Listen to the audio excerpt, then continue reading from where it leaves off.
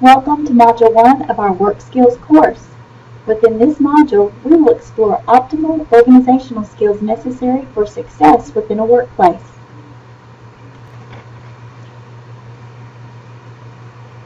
Excellent organizational skills consist of good time management, productivity, and engagement. Nearly 50% of American employees say they only work for 15 minutes before becoming distracted.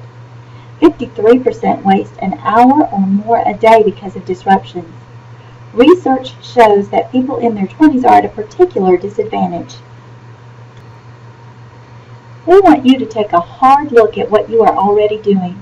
By the end of this module, you should have created a plan for improving your organizational skills and thus improving your ability to produce quality work. Organizational skills are integral to your success in your work life. In order to successfully complete this module, you will need to, number 1, watch this demonstration. Number 2, complete the self-assessment assignment. Number 3, read the assigned articles.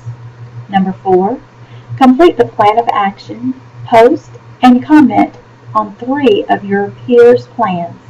Number 5, pass the quiz. With the increased use of social media and smartphones, distractions to our workday are even more present than they were 5 years ago. Gloria Mark, a professor who studies digital distraction at the University of California, Irvine, told the journal that between digital and human factors, there's typically only 3 minutes of consistent focus before an employee gets interrupted or self-interrupts. Mark pointed to the studies that have shown that it might be 23 minutes before a worker gets back to whatever task he was completing before the interruption occurred. Although unwanted distractions are problematic, the brain's natural ability for focus and organization must be included in the balance. The human brain is constantly seeking to create organizational schema by connecting new information to old information. Additionally, it naturally processes information in the background so that the more important items get necessary attention, thus allowing for some multitasking.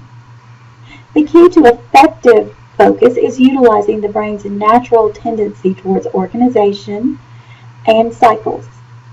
Experts recommend that for every 30 minutes of work, 10 minutes of downtime must occur. By following this cycle, workers can actually train the brain to refocus and endure a work project for much longer. Downtime, according to brain researchers, does not necessarily mean to turn off or take a nap. It simply means time away from the task at hand, such as checking emails or returning phone calls. Brain researchers speculate that the religions of the world have naturally acclimated to the need for the brain's downtime by instituting the concept of Sabbath, most common in Judaism and later Christianity. So, although our brains naturally move towards organization and processing many bits of information, we must do our part to streamline the process. Now is the time to complete the self-assessment assignment. This assignment is designed to assist you in determining your strengths regarding organizational skills and focus. Once we have an idea of where you are, we will look at what some of the experts recommend. Create a Microsoft Word document. As we go through the slides, document your own answers to each of the following concepts. Remember, this is an effort to help you improve, so make sure that you are brutally honest. List your immediate tasks when arriving at work. Describe your time management system, including any to-do list, calendar, and record keeping. Spend some time considering your average day. At what point are you the most energetic? At what point are you the least energetic? Physical environment. Look around. List 5 words that would describe your physical office space. How is your office arranged? Is there noise or other distractions? Are there visual distractions that keep you from efficiently working? Consider your coworkers. Interruptions. What is the frequency of their interruptions? What are the content of their interruptions? Personal? Work-related? How often are you checking email, social media, texts, and taking phone calls unrelated to the task at hand? When are you participating in these tasks? Consider personal habits. Could lack of sleep, poor diet, overuse of alcohol, home stresses be contributing to your organizational skills? How do you approach large projects? Now that we've taken a look at our current system, let's look at what some of the experts believe can help. The following information is contained in the Entrepreneur publication. Carry a schedule and record all your conversations and activities for a week. This will help you understand how much you get done during the course of the day and where your precious moments are going. You'll see how much time is actually spent producing results, and how much time is wasted on unproductive thoughts, conversations, and actions. Any activity or conversation that's important to your success should have a time assigned to it. To-do lists get longer and longer to the point where they're appointment books work. Schedule appointments with yourself. Time blocks for high priority thoughts, conversations, and actions. Schedule when they will begin and end. Have the discipline to keep these appointments. Plan to spend at least 50% of your time engaged in the thoughts, activities, and conversations that produce most of your results. Schedule time for interruptions. Plan time to be pulled away from what you're doing. Take, for instance, the concept of having office hours. Isn't office hours another way of saying planned interruptions?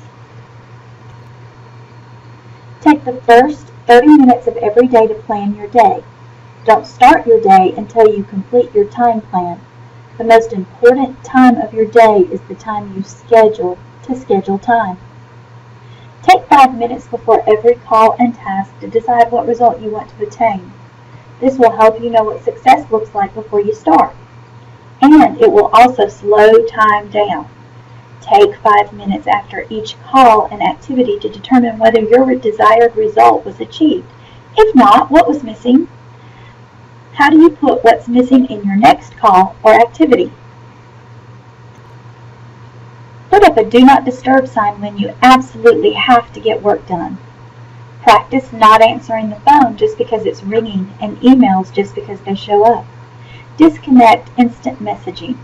Don't instantly give people your attention unless it's absolutely critical in your business to offer an immediate human response. Instead, schedule a time to answer email and return phone calls.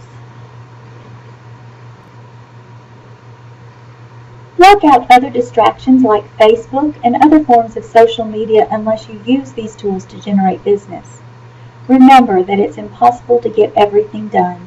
Also remember that odds are good that 20% of your thoughts, conversations, and activities produce 80% of your results.